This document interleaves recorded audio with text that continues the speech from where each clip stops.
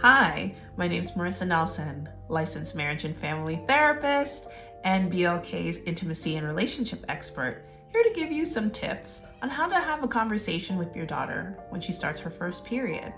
Okay, so menarche or menstruation signals a really important step in the puberty process. It now means that your daughter has the capacity of getting pregnant. While this can be a very uncomfortable conversation for some, with a lot of love and a little advice, you can really navigate this and actually have this be a point of connection between you and your daughter. So step one, don't panic. You don't have to know all the answers to be a great dad. You don't need to know all the things to be a great dad. Sometimes just being curious, asking questions, and being there as a supportive parent is a lot of what you gotta do.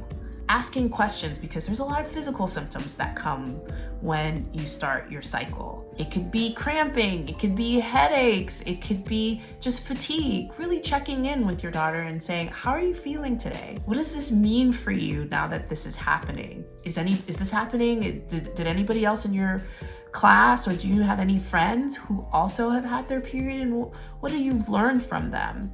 What do you know about this?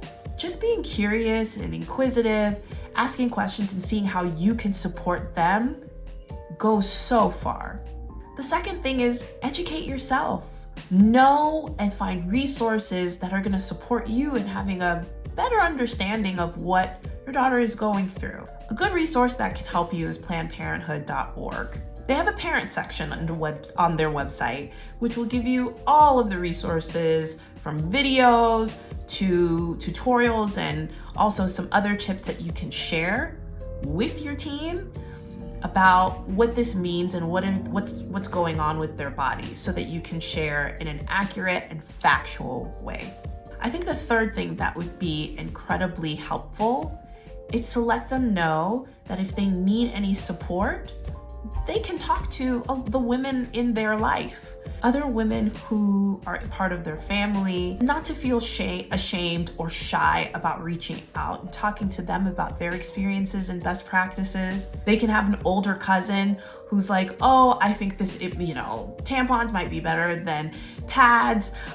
Maybe you want to try this brand. This is what my first experience was like. So really giving her the freedom and the space to be able to lean on other women in the family who've been through this before, to offer advice and to be a support system for her.